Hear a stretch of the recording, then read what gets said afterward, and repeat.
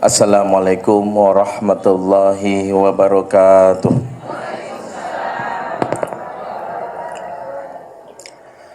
Innal hamdalillah nahmaduhu wa nasta'inuhu wa nastaghfiruh wa na'udzu billahi min syururi anfusina wa sayyiati a'malina. Man yahdihillahu fala mudhillalah wa may yudlil fala hadiyalah.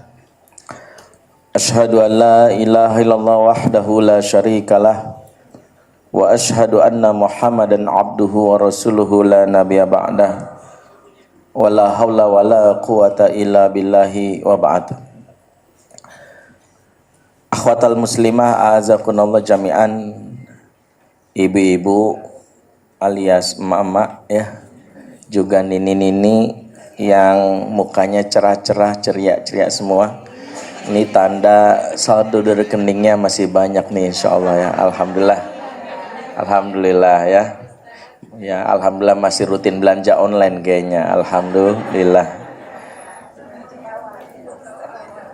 Alhamdulillah, pagi menjelang siang ini saya berkumpul, bersua, bersilaturahim dan memuji Allah atas karunia-Nya bisa bertemu dengan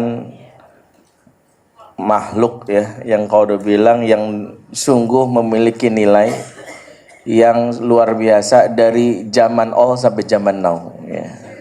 Ini nggak bisa diabaikan. Terlebih tema kita nih tema yang spesial, the power of emak-emak ini. Ini juga peringatan buat saya, nggak boleh salah-salah ucap nih. Salah ucap sedikit pulang berabe nih. Selamat nggak ya? Tema ini sebenarnya ingin memberikan apresiasi buat profesi yang selama ini disepelekan. Sebab setiap anak wanita kalau ditanya, udah gede cita-cita jadi apa? Dokter. Udah gede cita-citanya jadi apa? Insinyur, menteri, bahkan presiden. Jarang ada anak wanita yang dari kecil ditanya, udah gede mau jadi apa? Menjadi ibu dari seorang dokter, menjadi ibu dari seorang presiden, bahkan menjadi ibu dari seorang mujahid. Kenapa? Karena kalimat ini kalimat yang menunjukkan bahwa ibu itu dianggap emak-emak itu nggak memiliki kekuatan. Padahal sejarah membuktikan bahwa yang namanya emak-emak ini dari dulu sudah mengguncang peradaban, dari dulu. Jangan disepelekan. Bahkan ada kisah yang sungguh menyentuh hati saya di dalam kitab Syiar A'lam An-Nubala. Imam Az-Zahabi menceritakan kisah yang sejatinya menceritakan kecerdasan seorang sahabat. Ya, dimulai dari kisah seorang bapak yang pulang sudah 2 tahun nggak pulang-pulang. Begitu dia pulang menghadapi ternyata istrinya hamil. 2 tahun pulang istrinya hamil. Logikanya kalau udah 2 tahun nggak ketemu kemudian istri hamil, kesimpulan kita apa? Zina. Begitu juga si bapak ini pasti zina. Nggak ada alasan lain, pasti zina. Nggak ada alasan lain. Maka langsunglah si bapak ini membawa istrinya langsung pada Umar. Umar, istri saya tinggalkan 2 tahun, hamil, pasti zina. Hukum dia. Hukum dia, rajam dia, begitu. Umar berkeyakinan yang sama dengan bapak ini, walaupun si ibu wanita ini mengatakan enggak. Saya enggak melakukan apapun, saya juga enggak tahu kenapa saya hamil.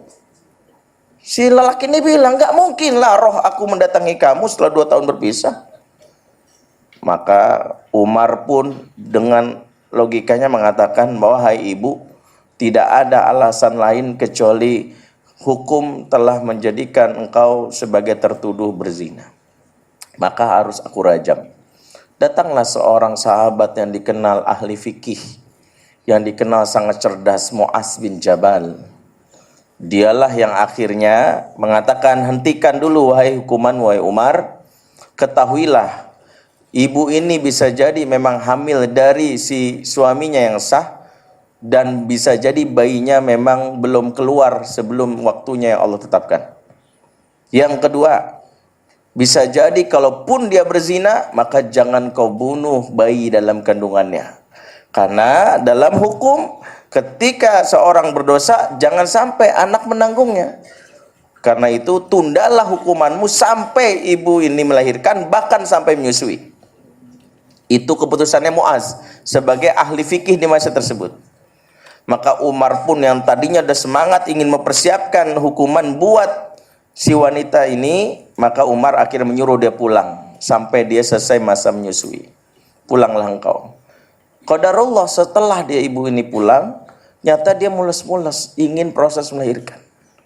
Begitu dia melahirkan, si suaminya sudah menunggu. Begitu bayi itu keluar, sungguh bapak ini kaget. Kenapa? Karena bayinya ini giginya lengkap semuanya.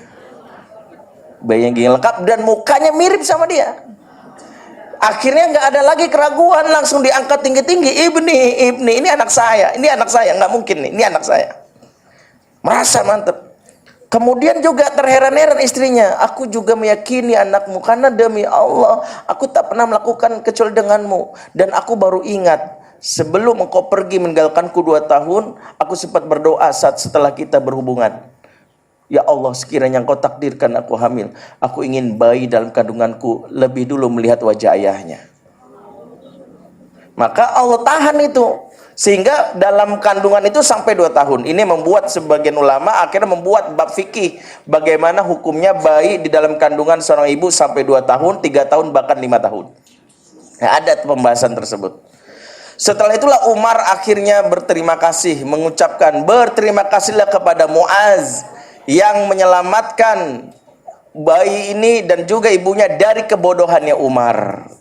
Tapi lebih-lebih dia bilang, dan lebih-lebih berterima kasihlah kepada ibunya Muaz. Ibunya Muaz, emaknya Muaz. Kenapa? Sebab dari tangannya lahirlah kualitas anak sehebat Muaz. Kemudian Umar menutup kalimat dengan kalimat, rahim wanita zaman sekarang terlalu lemah untuk menghasilkan anak sekualitas Muaz. Rahim wanita zaman sekarang terlalu lemah untuk menghasilkan anak sekualitas Muaz. Tentu maksud dari kalimat Umar ini bukan sindiran. Ini tantangan. Tantangan buat para ibu bahwa ternyata kalau ibu fokus terhadap profesinya sebagai seorang ibu, sebagai seorang emak, maka pahamilah namanya tak mungkin terdengar di dunia, bahkan dalam kitab sejarah mungkin tak ditempelkan, tapi namanya tercatat di langit. Namanya tercatat dalam kitab Allah yang tuliskan oleh para malaikat untuk para penduduk langit. Inilah sejatinya wanita-wanita langit. Ya, bukan pramugari, bukan. Kan pramugari nyebut wanita-wanita langit, bukan. Wanita-wanita langit yang tak dikenal namanya di dunia, namun dia harum namanya di akhirat bahkan oleh penduduk langit. Itulah kenapa Allah memuji Maryam sebagai the best woman, sebagai wanita terbaik. Allah puji. Innallaha astafaki, surat Ali Imran ayat 46. Innallaha astafaki wa tahharaki wastafaki ala nisa'il alamin. Sesungguhnya Allah memilihmu, mensucikanmu dan memilihmu di antara seluruh wanita di alam raya ini. Dipilih di antara seluruh wanita yang lahir dari zaman Nabi Adam sampai akhir zaman, ada satu wanita, ini wanita terbaik versi Allah dan Rasulnya. Versi Allah adalah, yaitu adalah Maryam. Maryam wanita terbaik. Ibu bayang nggak? Maryam itu wanita terbaik. Secara fisik tidak disebutkan cantik atau tidak. Cari juga bagaimana profilnya Maryam. Tidak punya banyak piala, penghargaan, medali, tidak ada. Maryam tidak memiliki itu. Tetapi para ulama menyimpulkan kenapa Maryam dipilih wanita terbaik, 2 hal. Pertama, dari awal dia lahir sampai dewasa, dia dikenal wanita suci. At-tahirah, nggak pernah disentuh sembarang laki-laki. Makanya begitu dia hamil, dia sempat bertanya, anna yakunu li walad walam yamsasni bashar. Bagaimana bisa aku punya anak sementara tidak satu pun lelaki pernah menyentuh aku? Gak pernah dia sembarang disentuh. Yang kedua, disebut wanita terbaik karena dari rahimnya muncul manusia yang diberkahi, manusia yang mulia, yaitu Nabi Allah Isa alaihissalam. Ya, Nabi Allah Isa alaihissalam muncul dari rahimnya seorang yang bernama Maryam. Maka dari seorang yang namanya siapa namanya? Isa alaihissalam. Nabi Allah Isa alaihissalam. Al-Masih. Betul. Ini memang kalau ngaji sama mama nih gampang dikoreksi. Langsung Ustadz salah sedikit, Isa Ustadz, ya, gitu. Sip, ya. Ustadz kan bisa salah juga, gitu. Pokoknya lurusin aja. Pokoknya nggak berani, polisi aja takut sama mama.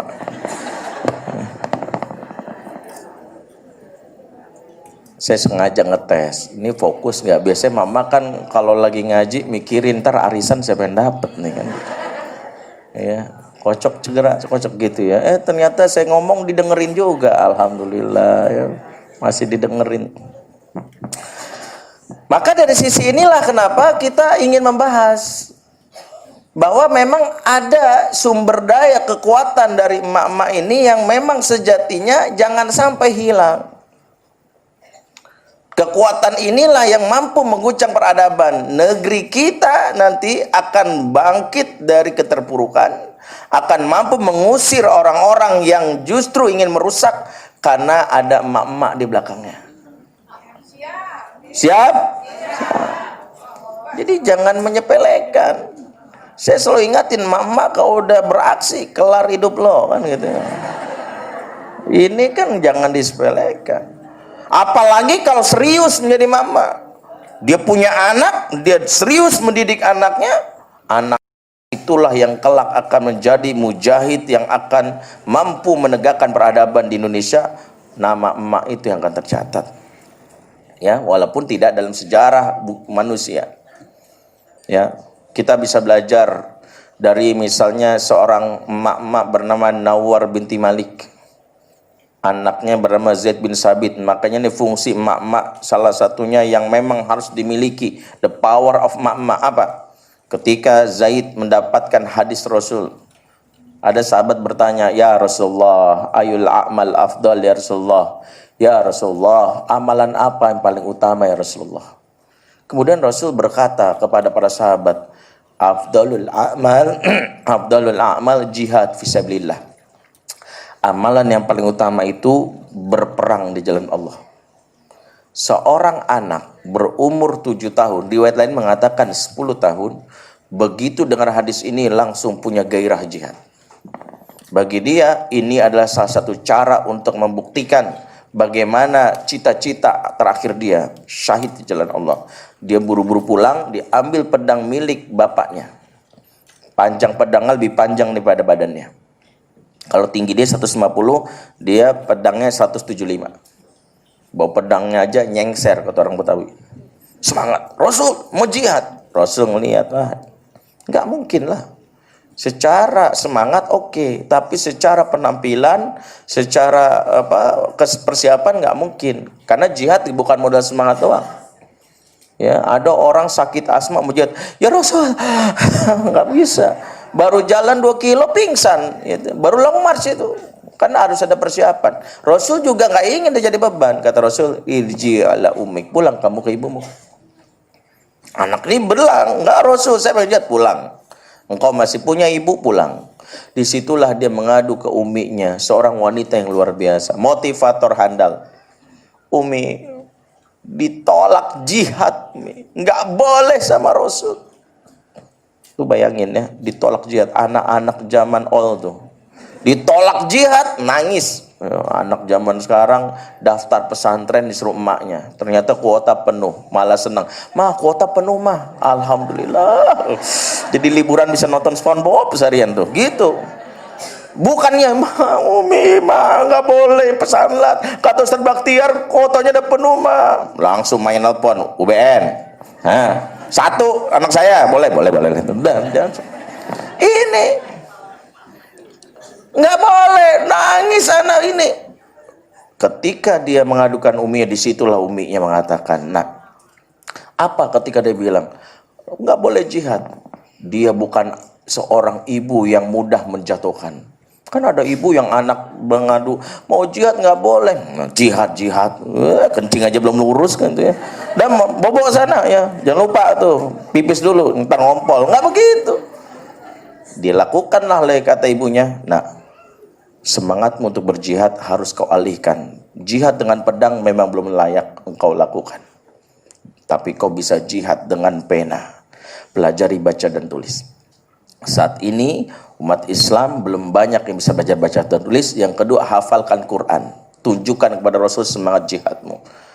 Umi akan membantumu. Maka dibantulah sama uminya, dia belajar menghafal Al-Quran. Saat itu Quran baru turun sekitar 17 juz dan beliau menghafalkannya hanya dalam waktu 2 hari. Hanya 2 hari. Kalau ibu-ibu udah berapa juz? Justru itu Ustaz, biasa gitu. Justru itu Ustaz, ini lagi ngaji kan gitu ya. Itu 17 juz 2 hari langsung. Kita bacanya aja kalau ikut one day one juz 17 hari. Itu juga dikejar-kejar sama adminnya kan. Dia malam itu lagi asik nonton drama Korea, ditanya ukti, iya. Ya. Ini kan pengalaman nih kayaknya. Jadi 17 juz dihafal. Langsung lapor sama Rasul. Rasul takjub. Kata Rasul, bisa kau bantu aku? Apa? Kuasai bahasa asing. Aku sering menerima surat dari orang Ibrani, aku nggak tahu isinya. Pelajari bahasa asing, bahasa Ibrani. Apa kau sanggup? Sanggup Rasul. Berapa lama kau kuasai? Cukup usbu'ain, 2 pekan. Saya kan belajar 2 pekan. Ngelapor sama uminya, Umi disuruh Rasul menguasai bahasa asing. Umi bisa bantu? Siap. Disitulah ibu sebagai madrasatul ula mendidiknya. Nggak perlu kursus di IF, ILP, nggak perlu. Uminya bantu 2 pekan. Alhamdulillah, melapor kepada Rasul, jadilah dia sosok seorang yang dibanggakan. Jadilah emak-emak yang menjadi motivator bagi anak melebihi Mario Teguh. Malu kalau emak-emak ngomong justru nggak didengerin, gila Mario Teguh langsung dengerin, berarti ada yang salah. Motivator adalah melihat sisi positif yang dilihat oleh anak. Ini penting. Karena kekuatan seorang ibu adalah kekuatan motivasi. Anaknya lemah, berangkat nak. Jangan sampai engkau pulang ya sebagaimana ibunda ya dari seorang mujahid Abdullah bin Zubair. Ya, Asma yang membuat anaknya setiap hari laporkan, kau perlu umi lebih rela melihat jenazahmu sebagai syahid. Motivator. Ibu, emak harus jadi motivator. Atau kita bisa belajar juga dari kisah yang dituliskan juga oleh Imam Az-Zahabi, kisah seorang emak-emak yang mengalami kondisi harus terpisah dari suaminya. Ya, beliau bernama Rabi'ah, suaminya seorang mujahid, pulangnya 30 tahun sekali.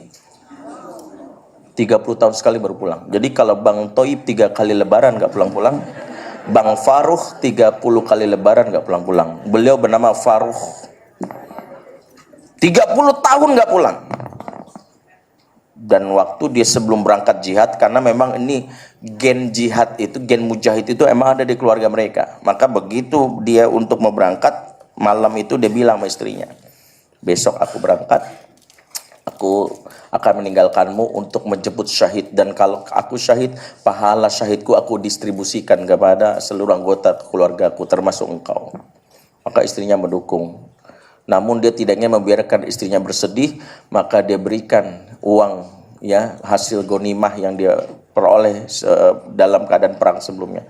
Ini uang untuk kau kelola sebesar 30.000 dinar atau 60 miliar rupiah. Oh, ibu-ibu masih siap Ustaz, 30 tahun nggak pulang juga bodoh amat. 60 miliar ya. Langsung beli ruko di sebelah Tebet ya. UBN, ini akal dijual nggak? 60 miliar jebret gitu. Enggak. Bersenang dia. Alhamdulillah, enggak. Ini bukan gitu. Diterima, sedih dia melepas suaminya. Dan ini juga menjadikan sebuah pengingat seorang suami yang bertanggung jawab. Kadang ada niatnya mau jihad, dakwah, tapi istri dibikin sengsara. Besok aku dakwah ya. Mungkin pulang 40, enggak pulang 40 hari, tolong nasi sama telur warteg sebelah kamu bayarin ya. Isin pulsa habis, enggak begitu. Minta disin pulsa, enggak bener. Akhirnya apa? Dia berangkat. Sampai 30 tahun dia akhirnya berpisah dari keluarganya, dia enggak mendapatkan syahid. Dia nggak mendapatkan, dia sudah dalam tubuh yang tua renta, sudah beruban, ya badannya lusuh, maka dia pulang. Bukan sebagai pecundang, dia karena ingin merindu dengan anaknya dan dirindu dengan istrinya. Begitu dia pulang, dia mendapati rumahnya. Rumah itu nggak ada perubahan. Awal dia melihat rumah itu, dia yakin ini rumah saya. Makin lusuh, makin reot. Maka dia pulang, begitu malam hari dia pulang, dia melihat bayangan laki-laki muda di rumah tersebut. Mulailah muncul cemburunya sebagai laki. Mulai pikiran buruk, ku tinggalkan dia 30 tahun dengan uang 60 miliar, ternyata nikah sama berondong, kurang ajar. Tendang jebret. Ya. Begitu ketemu sama si laki-laki langsung dipukulin, engkau mengambil istriku. Ya, laki ini mempertahankan siapa? Berantem karena dianggap ini rumahku, berantem. Keluar wanita ini. Hei, apa-apaan ini? Begitu dia melihat wanita langsung bilang, masih ingat aku? Ah, masih ingat. Wanita ini melihat, oh, abang, kemana aja kan gitu. Nggak usah nanya, ku tinggalkan kau malah nikah sama berondong. Kedebuk siapa bilang? Ini anak kita. Malam sebelum kau pergi kan kita berhubungan. Ternyata aku hamil. Dan aku hamil, aku tinggal, anak ini menjadi anak kita. Ini bapakmu nak, bapakmu yang bisa dipukul tadi. Pertemuan yang indah, malam itu mereka ngobrol, selepas tidur suami ini pun bertanya, maaf dek, uangnya 60 miliar kemarin kemana? Masih ingat bu? Kalau kembalian Indomaret mah ikhlas itu. Paling cuma 700 sih beli. Ini ingat kemana uang itu? Gelagapanlah si wanita ini. Besok pagi aja boleh nggak? Aku jawab. Aku nggak bisa menjawab sekarang karena udah malam, panjang ceritanya. Tidur. Paginya azan subuh kumandang di Masjid Nabawi, bangkitlah lelaki ini bersama anaknya pertama kalinya berangkat sholat ke Masjid Nabawi. Ramai karena itu hari Jumat. Dan saat itu orang sedang ramai karena setelah subuh ada kajian ba'da subuh. Halakoh ilmu. Selepas sholat dia terpisah dari anaknya karena ramainya. Kemudian dia mendatangi beberapa halakoh. Ada satu halakoh yang diisi oleh beberapa orang yang memakai topi khusus agak tinggi. Topi itu mencirikan ini ustadz ahli dan ustadz ini lagi belajar. Karena dia bukan ustadz, dia duduk dapat bagian belakang. Dia nggak bisa. Tapi dia menyimak. Selama dia menyimak, Syekh uraian ini dia kagum. Luar biasa uraiannya, cerdas. Maka dia penasaran. Sama orang sebelah tanya, maaf boleh tahu siapa nama orang ini? Syekh ini, saya baru dengar kalimat dia. Luar biasa, bagus. Maka orang ini mengatakan, oh namanya Robiah. Dia anaknya Faruh. Faruh kan saya, kata dia. Jangan bohong, Faruh udah lama gak pulang. Saya baru pulang semalam. Maka dia langsung menetes air matanya, nangis. Dia buru-buru tinggalkan majelis tersebut sebelum selesai. Dia mendatangi istrinya sambil dipeluk. Apa katanya? Tak perlu kutanyakan lagi kemana uang 60 miliar itu. Karena aku sudah melihat buktinya engkau menginfakkannya di jalan yang benar. Seorang wanita yang kedua yang memiliki visi peradaban, emak-emak yang memiliki the power, kekuatan menjadikan aset suami sebesar-besarnya untuk pendidikan anaknya. Ini. Jadi bukan dipikir, giliran suami banyak uangnya, ya belanja kemana-mana, giliran anak dikasih cilok kan gitu. Itu juga sebatang nih buat kamu dah. Ya. Nggak boleh giliran anak kasih murah-murah, buku irit, ya fotokopian. Bayar ustadz yang kira-kira bisa dibayar dengan cukup, syukron jazakallah ustadz, selesai. Ya, giliran guru matematika yang mahal, ya giliran ini khusus yang mengajarkan ngaji murah. Kalau ada yang murah kenapa harus mahal ustadz? Salah. Kepercayaan terhadap seorang yang ahli ilmu sejatinya mendatangkan keberkahan, dan ilmu bukan sekadar seberapa banyak yang kita terima, tapi seberapa berkah. Untuk mendapatkan keberkahan itu caranya lewat jiddiyah, kesungguhan. Makanya memuliakan guru. Di zaman dulu itu memuliakan guru itu bukan karena orang sebodoh-bodohnya murid di zaman dulu, kalau pengen ilmunya nempel caranya cuma satu, muliakan guru. Karena walaupun dia otak ngelemot, tapi gurunya ridho terhadap dirinya sebagai murid dengan akhlaknya, dengan kesantunannya, dengan segala hal yang dia berikan, walaupun dia nggak memberikan sesuatu berkaitan materi, gurunya ridho, ilmu itu akan terus tertanam, nempel, terikat kepadanya. Maka si ibu ini sadar, dia punya uang 60 M, kira-kira kurang lebih, dia langsung mencari guru terbaik untuk anaknya. Dia ingin mengguru ini fokus mengajar, nggak perlu cari yang lain. Ustadz, saya booking Ustadz, ngajarin anak saya Ustadz. Berapa Ustadz maunya? Saya berikan. Yang penting anak saya jadi ulama. Seorang emak, seorang ibu yang sungguh-sungguh memiliki the power atau kekuatan itu, dia berpikir segala aset yang dimiliki sebesar-besarnya untuk mendidik anak-anaknya.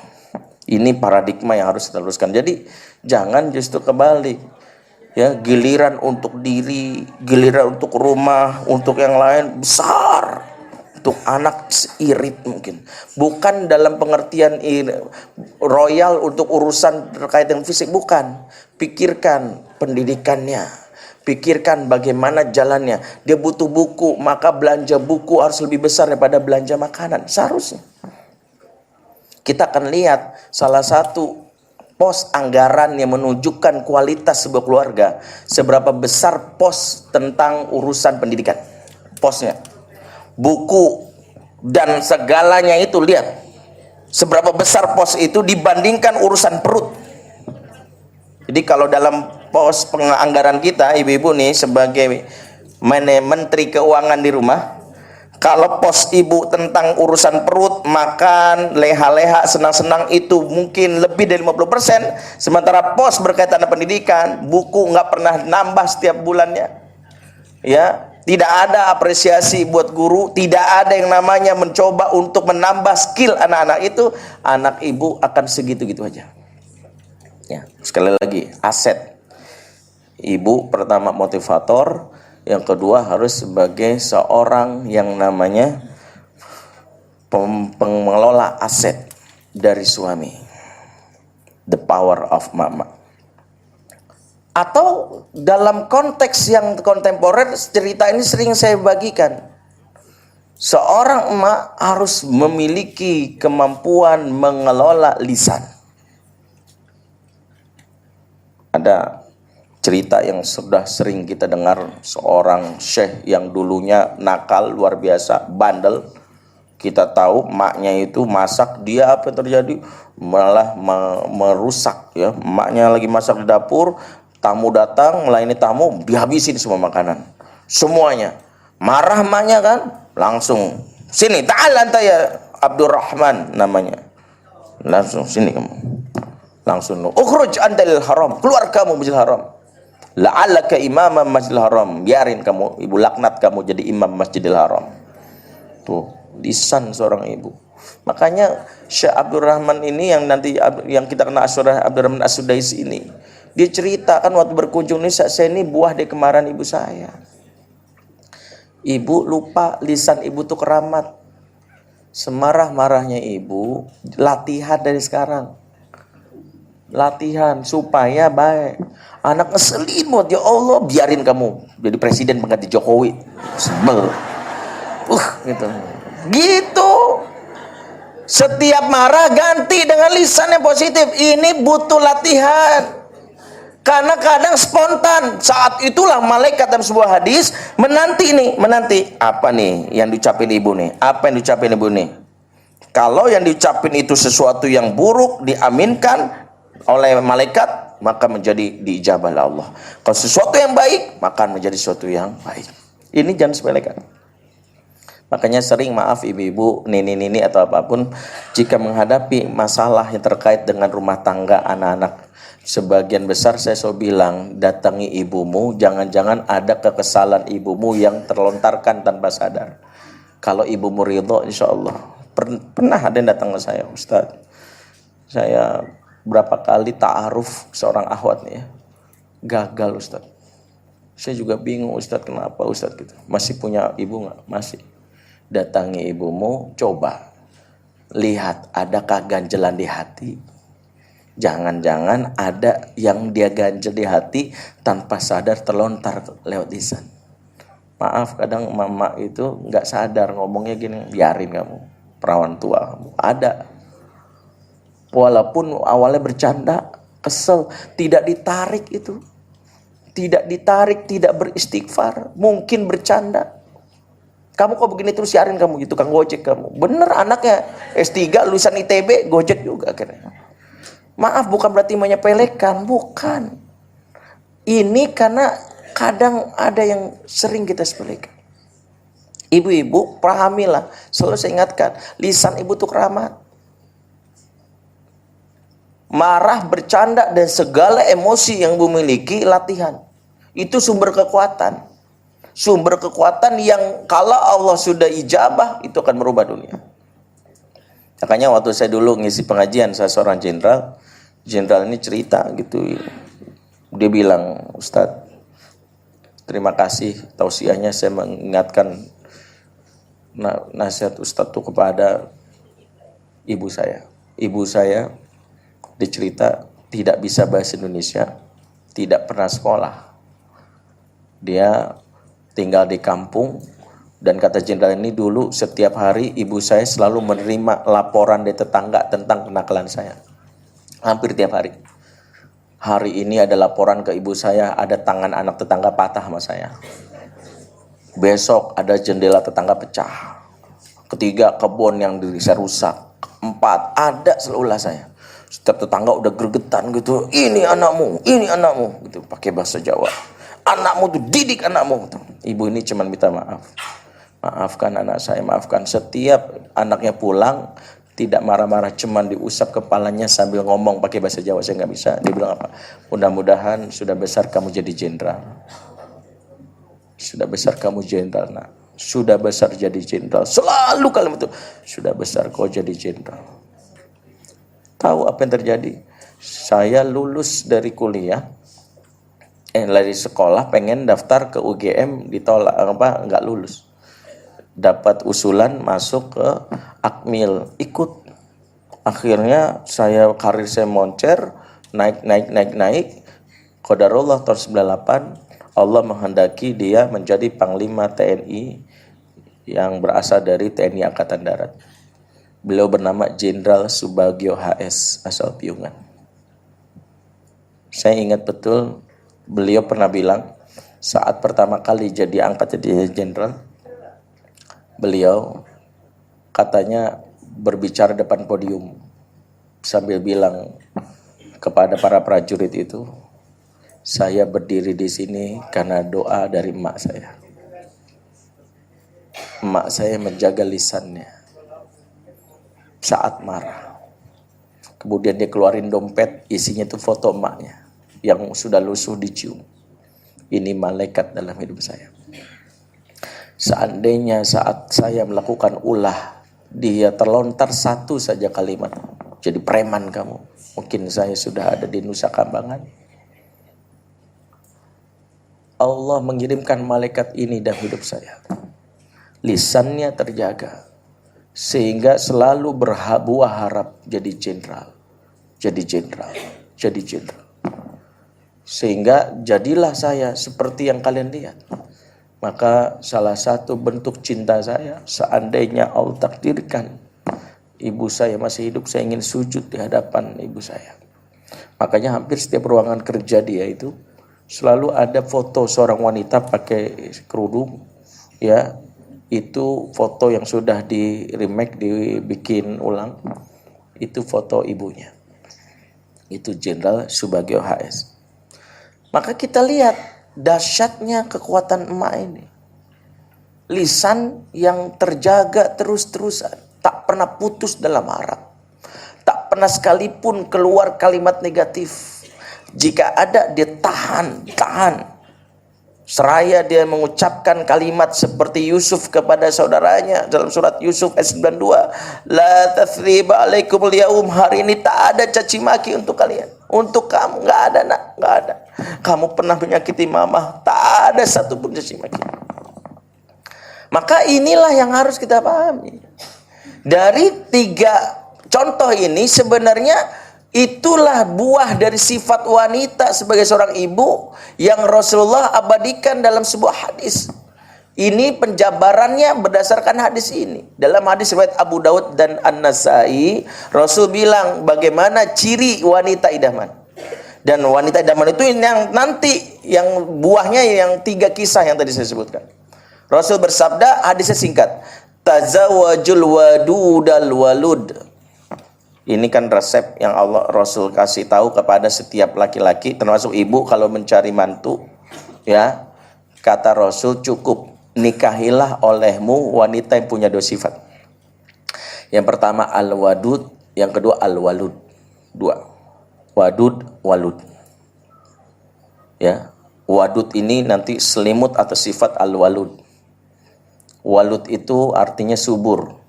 Bukan subur badannya, ini nggak ada urusan sama timbangan. Jadi ini belakang jangan GR, saya banget Ustadz, bukan. Walud di sini artinya subur, bisa memberikan anak, bisa memberikan keturunan. Memang ciri wanita idaman itu bisa memberikan anak. Ya karena tujuan pernikahan itu memang memberikan anak. Walaupun mohon maaf, yang takbi mampu memberikan anak karena ternyata Allah takdirkan dia mandul, jangan berkecil hati. Sebab tetap ada ruang dia menjadi wanita terbaik, sebagaimana Asiyah yang tak mampu memberikan anak kepada Firaun karena memang tak layak sepertinya, dari rahimnya darah seorang musuh Allah, maka dia menjadi wanita mulia karena mendidik anak orang lain, yaitu Nabiullah Musa alaihissalam. Maka bagi wanita yang Allah takdirkan tidak bisa memberikan anak, dia tetap berpeluang menjadi sosok Asiyah yang mendidik anak orang lain. Tetapi hadis ini memberitahu memang seorang laki-laki mencari wanita yang memang bisa memberikan keturunan, subur, ya, gampang hamil, dicolek dikit hamil misal. Sekali lirik anak 5, Allah. Saya gak cinta Ustaz, tapi anaknya 9. Gak cinta aja 9, hebat. Apalagi kau cinta, dahsyat. Cukup nggak dengan kemampuan dia memberikan anak? Belum, karena Rasul membungkusnya dengan sifat yang menjadi pokok sifat wanita, sifat seorang ibu. Sebab jika seorang wanita bisa menjadi ibu karena bisa melahirkan seorang anak, belum sempurna jika tidak dibekali dengan sifat al-wadud. Apa itu al-wadud? Al-wadud itu maknanya sama dengan mawaddah. Wadud, mawaddah, maknanya sama. Ya, mawaddah di dalam surat apa? Biasanya nih, yang sering majelis nikah, akad-akad nikah. Surat Ar-Rum 21. Wa min ayatihi an khalaqalakum min anfusikum azwajan litaskunu ilaiha wa ja'ala bainakum mawaddata wa rahmah. Ya, jadi wadud dan mawaddah itu sama maknanya. Bedanya di mana? Bedanya mawaddah itu untuk pasangan, azwajan kan gitu ya. Kalau wadud untuk anak karena fungsi walud tadi. Ya, objeknya wadud itu untuk anak, kalau mawaddah untuk pasangan. Akar katanya dari 2 wadud dan mawaddah ini namanya al-wudda. Dalam surat Maryam ayat 96. Akar katanya innalladzina amanu wa amilus solihati sayaj'alu lahumur rahmanu wudda. Sesungguhnya orang-orang yang beriman dan beramal soleh, kami karuniakan kepadanya sifat rahman dan sifat wudda. Tuh ya. Berarti sifat wudda itu akar kata dari wadud dan mawaddah. Bedanya mawaddah untuk pasangan, wadud untuk anak. Apa artinya al-wudda? Simpelnya al-wudda itu artinya kasih sayang yang membuat seseorang pengen nempel, pengen mendekat, ya, ingin bersentuhan. Makanya ibu yang punya suami cek, ibu masih mawadah kalau bawaannya suami pengen nempel. Ibu lagi di dapur dipepetin terus sama suami, kena minyak nih, kena minyak, awas kena minyak, kamu tuh nakal banget sih. Itu mawadah. Mawadah bu, ditoel pipi ibu kayak Aisyah kalau lewat itu Rasul hidungnya digintis gitu. Itu tanda mawadah. Mawadah itu kecenderungan ingin menyenggol, menyentuh, itu mawadah, karena ingin nempel. Ya kalau ibu lagi naik kereta atau bis ya, malas naik mobil barang, tiba-tiba ibu bersandar di bahu suami ya. Kalau di bahu jalan kan dilarang ya. Kalau di bahu suami itu boleh. Kalau di bahu jalan tuh ditangkap delel aja ya, jangan di bahu suami. Itu tanda mawadah. Mawadah itu kecenderungan pengen nempel. Walaupun ibu sudah pengantin veteran ya, pernikahan usia emas gitu, kalau kondangan masih gandengan tangan, itu mawadah. Karena kecenderungan pengen nempel, bukan karena bukan karena denganmu aku tenang, bukan, tanpamu aku tak nyaman. Itu mawadah. Maka mawadah itu kecenderungan ingin bersentuhan, kayaknya ada yang hilang gitu kalau nggak pegang kamu. Makanya kalau ibu mau cek masih mawadah atau tidak, tidurnya suami istri mawadah itu bersentuhan fisik, walaupun tidak berhubungan, bersentuhan, berpelukankah, beradu pipikah, itu mawadah. Silakan ibu cek. Ya, ayo dicek. Wah, kayak udah lama kedinginan terus ya Ustaz kan gitu. Makanya nggak ada ceritanya ibu kedinginan malam-malam karena dipeluk. Ya ini tidur suami istri, kok tidur pisah-pisahan tuh tidur anak kos-kosan.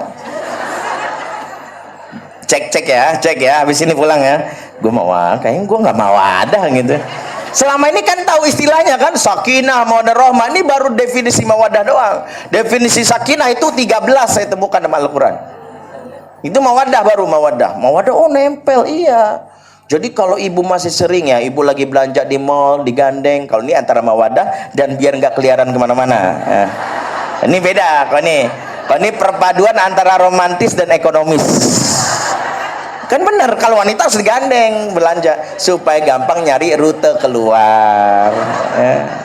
Ini pengalaman ya, segandeng set. Bener bu, karena kalau nggak digandeng, konon wanita itu susah bu kalau nggak digandeng. Niat dari rumah beli rinso, pulang bawa TV LG, kan bahaya.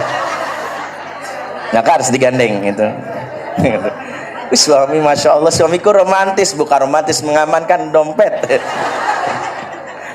Kayak itu jangan tertipu. Sama kayak bapak-bapak sekarang kan, dia giliran tahu harga gamis syar'i baru keluar. Harga gamis kan mahal, langsung keluar, aku mencintai kamu apa adanya.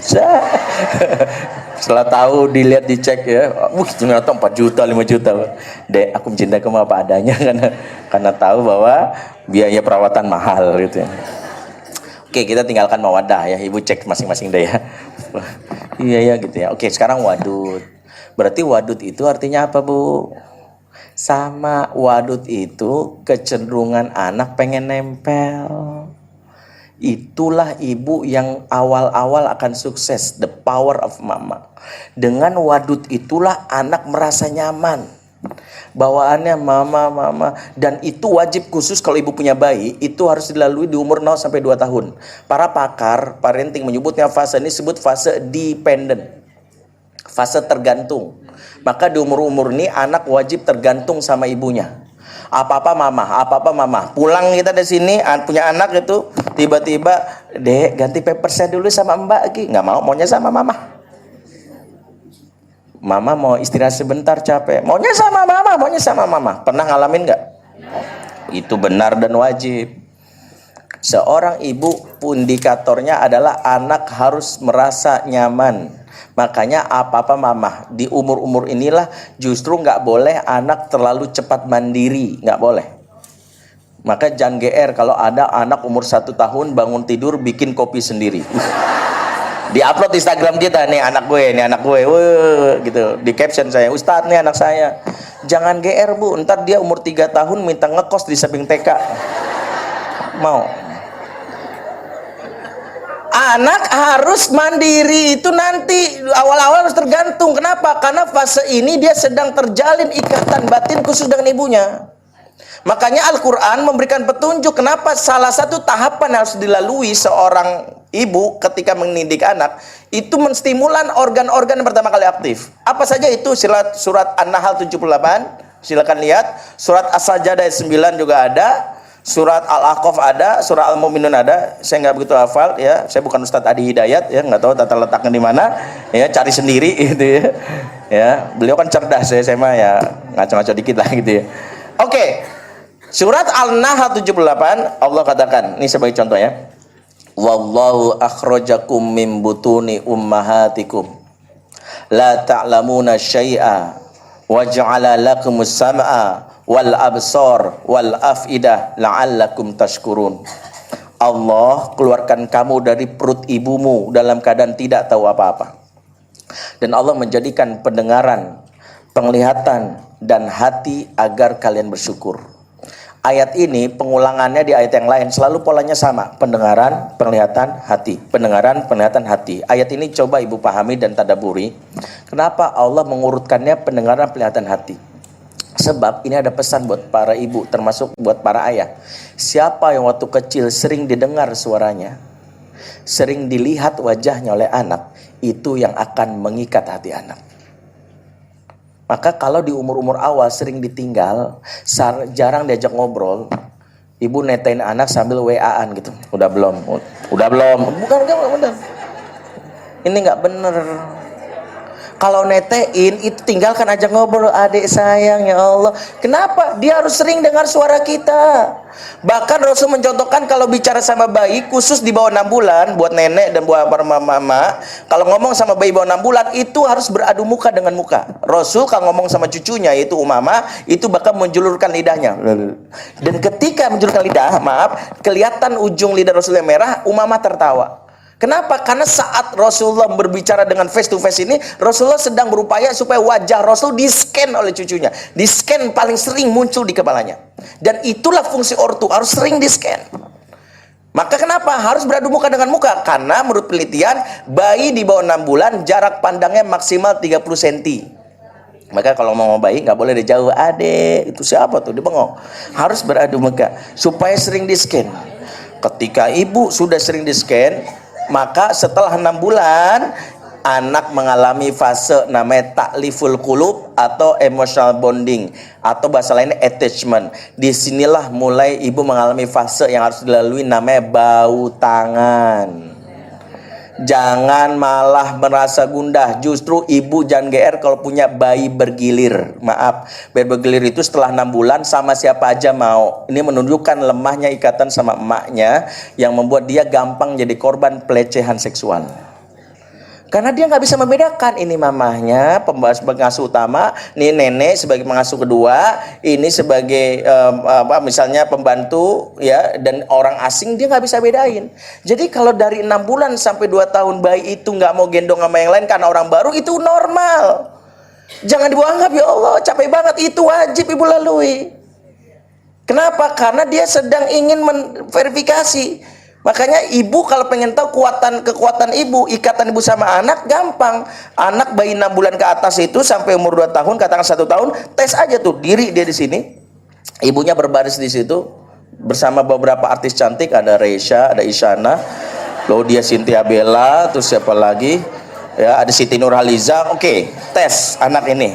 Semua wanita tersebut mengatakan gini, sini gendong. Kira-kira tuh anak milih sama siapa? Kalau bapaknya pasti Reisha, jangan dites, ternyesek. Ya, papa boleh tes nggak? Jangan, kalau bapak jangan dites. Naluri laki-laki ya, cari yang bening. Oke. Si anak ya, anak ini milih siapa tadi? Sebab inilah fitrahnya kalau ibu menjalankan dengan benar. Walaupun tante-tante cantik itu bilang sini, bayi itu nggak mau bu. Meskipun wajah ibu di bawah standar SNI, dan misal, maaf, maksudnya nggak cakep-cakep amat gitu ya, jangan merasa gundah. Anak akan tetap memilih ibunya, walaupun tante bilang sini sama tante. Anak punya feeling bu, tak pernah ku dengar suaramu, tak pernah ku lihat wajahmu, mau main gendong aku aja, emang aku bayi murahan? Itu bu. Maka perhatikan ini. Setiap ibu harus melalui fase ini. Makanya kalau ibu melalui fase ini, ibu mudah untuk menjalankan tugas dengan sifat al-wadud. Maka al-wadud itu kekuatan yang diperoleh. Silakan ibu bekerja. Fatwa ulama membolehkan ibu bekerja, ada beberapa syarat. Beberapa syarat, Dr. Yusuf Qaradawi dan kitab fikih mu'assarohnya, Lajnah Daimah membuat fatwa tentang wanita bekerja. Saya termasuk yang tidak mengharamkan wanita bekerja, silakan. Tapi saran saya, kalau ibu harus bekerja, ya karena faktor lain, pastikan pekerjaan yang tidak merampas sifat wadud. Karena sifat wadud itu sebenarnya sifat dominan yang membuat ibu punya sifat nggak tega. Benar, itu benar. Ya Allah, dari nggak tega itu ibu menjadi pribadi yang nggak sabaran. Mana lebih sabar, ayah sama ibu? Ayah. Buktinya anak malam hari nangis-nangis, ya ayah masih sabar dalam tidurnya. Ibu kan udah bangun kan? Ya Allah Pak, anak kita Pak, insya Allah Allah akan menjaganya. Bapak-bapak itu sabar dan tawakal. Ibu-ibu kan gak sabar, Pak, UGD Pak. Udah, Allah akan menjaga begitu. Ibu kan gak sabaran. Sifat ini benar. Jadi kalau ibu nggak sabaran dan wadud itu kekuatan, makanya ibulah yang mampu menahan rasa sakit saat melahirkan. Proses kelahiran berdasarkan penelitian, proses yang paling menyakitkan dibandingkan siksaan manapun. Karena penelitian mengatakan manusia bisa menahan rasa sakit itu secara normal, itu satuannya saya lupa namanya, 32 ukurannya. Sementara ibu melahirkan tuh 59. Kok bisa? Kok bisa seorang wanita yang dibilang lemah itu, seorang wanita dianggap dia nggak punya apa-apa, dia kok bisa menanggung rasa sakit? Karena fitrah wadud itu akan mengalahkan rasa sakit. Sehingga seorang yang bernama Hajar bisa rela bolak-balik 7 kali bukit. Sekarang coba, kalau ibu-ibu suruh lari, ya Allah, susah. Ya, bau badan susah kan kata ibu. Tapi kalau ibu butuhkan, Masya Allah, saya akan bela Al-Quran Ustadz. Ibu mau, ibu harus long march. Ibu kemana long march? Dari sini sampai Monas, jangan Monas, Surabaya juga jabanin. Itu kalau ibu punya sifat al-wadud, maka itu yang terjadi. Makanya saya punya adik saya itu pas lahiran Bu, itu dia kan BPJS di kelurahan, puskesmas ya. Itu saat dia habis lahiran, maaf, dia kan lahiran normal, kemudian dijahit itu apa, nggak pakai anestesi sama Bu, dan itu dia cerita sama saya sampai marah kan gitu ya. Dia bilang, ya nggak apa-apa lah bang, kamu nggak sakit ya, insya Allah sih bisa dilalui. Itu Bu, saya sekarang mengetahui rahasia kekuatan wanita ada di sifat itu. Maka wadudlah yang membuat ibu itu siap menghadapi musuh dari anak-anak itu. Makanya kalau ibu-ibu bekerja, itu banyak yang kalau pekerjaannya menghilangkan sifat wadud, maaf saya harus sebutin pekerjaan apa yang menghilangkan sifat wadud, pekerjaan yang ibu dipaksa mengambil keputusan, tega memecat orang, kamu begitu saya tenggelamkan kamu, begitu ya, nggak boleh. Ibu-ibu itu nggak boleh, ibu tuh pekerjaannya dokter, guru, customer service. Kalau mau ya, apalagi itu ya mengasah sifat wadud. Karena kalau ibu dipaksa pekerjaan itu terlatih berapa jam di luar, ibu akan menjadikan anak ibarat, maaf, anak buah. Anak nangis malah proposal buat. Anak nangis ditagih proposal. Ini. Maka ketahuilah ibu, dengan kekuatan wadud inilah yang membuat ibu akan mampu menjalankan tugas pertama dalam proses pengasuhan yang namanya takliful qulub, mengikat hati. Ibu yang memiliki ikatan hati dengan anak, ibu telah membuat anak tidak bisa kemana-mana karena ada ikatan ibu. Sebab mengasuh anak itu ibarat bermain layang-layang. Silakan kau terbang setinggi-tingginya, engkau kemanapun seperti layang-layang terbang. Tetapi jika bunda atau mama melihat ada angin yang akan menghempasmu, mama akan tarik supaya engkau sampai ke mama karena mengkhawatirkan keberadaanmu. Kalau tali itu kuat, tali layang itu kuat, sampailah dia ke tangan kita. Tapi kalau tali itu lemah, putus, nyangkutlah dia di sungai, diperbutkan oleh bandar narkoba. Nyangkutlah dia di mana? Di pohon, diperbutkan oleh predator seksual. Tali yang saya maksud namanya ikatan hati. Dengan anak punya ikatan hati, dia punya sensitivitas kuat sama ibunya.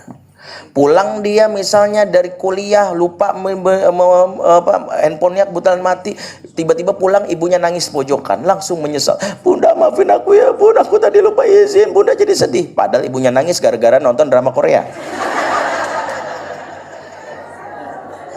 Tapi dia punya itu Bu. Dia punya namanya kesadaran, bunda maafin aku. Ini the power of emak membuat anak gak tega. Makanya gak perlu banyak nasihat untuk menaklukkan anak. Ini sering saya nasihati buat ibu-ibu. Ustadz, anak saya udah sering banget saya nasihatin Ustadz begitu-begitu aja. Sebab disitulah kesalahan ibu. Ibu pahami ini ya, anak di sekolah udah ketemu ustazah, di majelis talim ketemu ustazah, pulang ustazah lagi. Dia cuma butuh satu figur, just mami, cuma mama. Maka ketika anak pulang, sambut, fokuslah kepada hubungan ibu dan anak, bukan guru dan murid. Guru dan murid baru pulang, dari mana kamu? Masya Allah, Allah berfirman dalam Al-Quran, A'udzubillahi minasyaitonirrajim. Anak, ya Allah ya, ayolah gue diruqyah lagi kan, ya malas, asap ngebul panas. Bukan gitu, pulanglah dengan fokus. Ya Allah, nak dari mana? Jangan pulang ditanya, Tupperware mama mana? Tupperware ditanyain. Nih mama nih, sayang mana Tupperware sama anak? Jangan nanya Tupperware.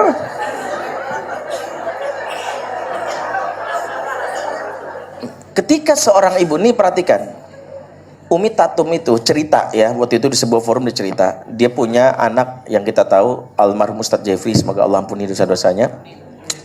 Dia bilang gini, Jeffrey kabur dari pesantren. Saya lupa pesantren di Darul Qolam Tangerang. Kakak-kakaknya kan lulus, dia doang nggak lulus, kabur malah keluar. Bapaknya udah meninggal, Pak Ismail kalau tidak salah namanya. Waktu Jeffrey kabur, saya shocknya itu karena dia kaburnya ke nightclub, kemana, ke tempat-tempat maksiat lah ya, diskotik, mabok dan sebagainya. Hati ibu mana yang tidak merasa sedih? Ketika dia pulang, saya punya dua pilihan. Yang pertama, kamu bikin malu orang tua, bapakmu mengharapkan kamu jadi ulama, malah jadi beban kamu buat orang tua. Itu yang pertama pilihan saya. Atau yang kedua, saya akan fokus bertanya, Jeff dari mana? Umi kangen banget sama kamu, ya Allah sini. Kamu udah makan belum? Umi bikinin sop ayam ya? Nggak mau. Ya sudah, nanti kau mau Umi tinggal buatin. Ya kamu tidur dulu Gih, kamar udah Umi beresin, maafin ya Umi nggak izin dulu. Besok kalau bisa bangun pagi, Umi pengen jalan-jalan sama kamu, pengen ngobrol. Saya memilih yang kedua, kata Umi Tatum. Dengan pilihan yang kedua itu, lambat laun Jeffrey kembali kepada jalan hidayah. Ini yang sering dilupakan ibu-ibu. Ibu-ibu lebih fokus menjadi guru dibandingkan menjadi ibu. Padahal dengan ibu menjadikan diri ibu sebagai ibu seutuhnya, ibu, ayat-ayat Quran disampaikan seorang kepada anak gak akan mempan. Sebab Allah jadikan wajah dan sikap ibu sebagai ayat-ayat cinta kepada anak kita. Wajah ibu, wajah yang penuh kesabaran, wajah yang meyakini aku mencintaimu bukan ada apanya tapi apa adanya. Apa adanya. Inilah, karena itulah sering ketika ibu-ibu mengalami kasus anak-anak yang sulit diatur, cintai mereka dengan tulus. Cinta yang tulus itulah yang akan membuat mereka akan kembali kepada ibu. Sebab rumus cinta nggak pernah berubah dari zaman dulu sampai zaman sekarang. Apa? Cinta akan membawamu kembali di sini. Jika tidak hari ini, mungkin nanti.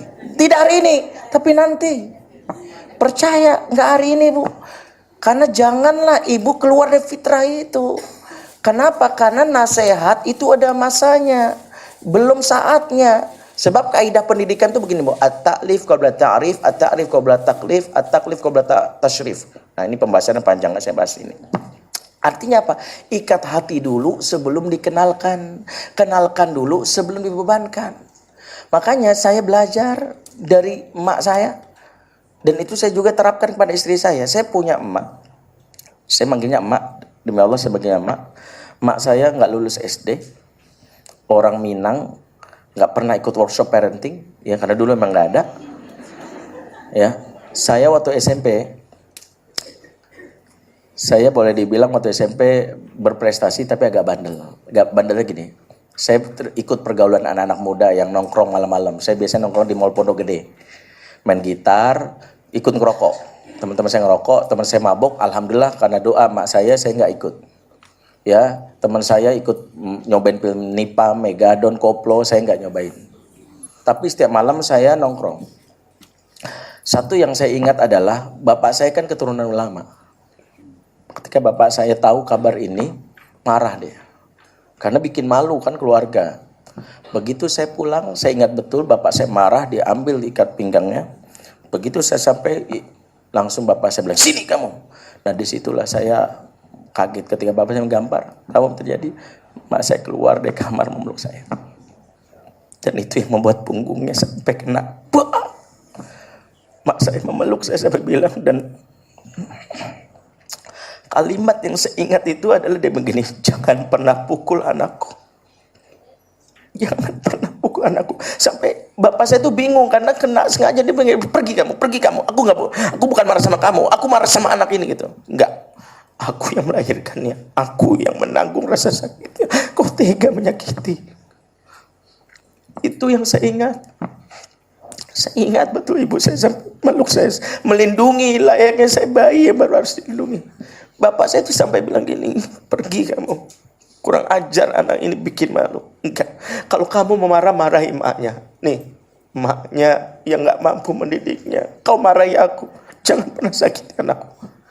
Bapak saya akhirnya sadar, saya ingat banget bapak saya menahan diri, akhirnya bilang, lihat kamu ya, besok nggak ada uang jajan buat kamu. Saya nggak diberi. Saya bingung. Besoknya apa yang lakukan mas saya? Mas saya jualan es. Dia cuma bilang apa? Jangan habisin ini uang hasil jualan es, mak. Ya, ambil. Kata mak saya, ya kamu jangan bikin ayah kecewa lagi ya. Udah jangan main-main lagi. Ini uang buat belajar aja. Dan saat saya terima itu, saya dulu bertekad apa? Nggak akan pernah saya sakiti mas saya lagi. Nggak akan pernah. Bahkan saya bilang, seandainya Allah izinkan saya bersujud di depan manusia, saya ingin sujud di depan mak saya. Ibu harus tahu, sampai sekarang saya masih tinggal sama mak saya. Sampai sekarang. Saya punya uang untuk beli rumah, saya nggak mau jauh. Mak saya janda. Abang saya tinggal di Kalimantan, adik-adik saya dibawa sama suaminya, saya tinggal sama emak saya. Bahkan istri saya sejak awal nikah saya bilang, aku punya emak yang kau tak bisa menggugat cintaku kepadanya. Saya bilang, kalau engkau ingin menjadi istriku, terima itu, kau jadi wanita kedua. Dan itu yang membuat istri saya sadar. Sampai sekarang saya masih tinggal. Bahkan maaf, kalau ada telepon masuk dari mak saya, demi Allah, hanya sholat membuat saya tidak mengangkatnya. Bahkan lagi ngisi kajian masih nelfon wajib, kadang-kadang ya udah saya angkat. Mak saya nggak ngerti ilmu parenting, tapi dia menguasai jiwa saya, menguasai diri saya. Dia tak pakai pendekatan nasihat untuk mengatakan bla bla bla, tidak. Dia telah menguasai hati saya, dia telah menaklukkan hati saya. Kalau hati sudah tunduk, saya teringat kalimat Ibnu Taimiyah, fa innal qalba malik wal a'dha'u junuduhu. Hati itu ibarat raja, yang lain itu ibarat prajurit. Kalau hati sudah tunduk, yang lain ngekor. Seorang emak punya kekuatan bukan untuk menaklukkan akal anak. Emak dengan sifat wadudnya taklukkan hati anak. Anak itu akan bisa kita bentuk sesuai yang kita mau. Dia akan menjadi sosok yang akan menjaga nama baik keluarga.